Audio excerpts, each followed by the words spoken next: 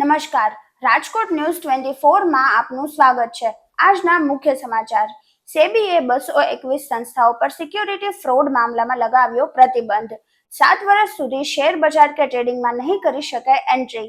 એક રોકાણકારને 10 કરોડનો દંડ ફટકાર્યો। ભારત અને ઇંગ્લેન્ડ વચ્ચેની પ્રથમ T20 વરસાદના કારણે રદ। ભારત પ્રથમ બેટિંગ કરતા 189 રન બનાવ્યા હતા। ઇંગ્લેન્ડનો દાવ શરૂ થતા તે પહેલા જ વરસાદ આવતા મેચ રદ। રેલવે ટિકિટ બુકિંગ સિસ્ટમ 5 ગણી ઝડપી બનશે। AI થી 1 મિનિટમાં 1.25 લાખ ટિકિટ બુક થશે। હાલ ક્ષમતા છે 25,000ની। રિઝર્વેશન સિસ્ટમને સંપૂર્ણપણે અપગ્રેડ કરવામાં આવશે। ઇન્ડિગોએ લોન્ચ કરી છે નવી સ્કીમ ઇન્ડિગો લાઇટ। માત્ર હેન્ડબેગ જ હશે તો વિમાની ટિકિટ સસ્તી મળશે। 15 જુલાઈથી શરૂ થશે।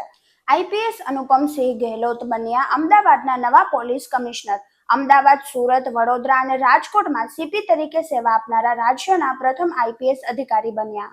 દિલ્હીમાં આતંકી હુમલાનો પર્દાફાશ। ISIલના 4 આતંકીઓ ગિરફતાર। મંદિરો અને સેન્સિટિવ સ્થળોના વિડીયો પાકિસ્તાન મોકલી રહ્યા હતા।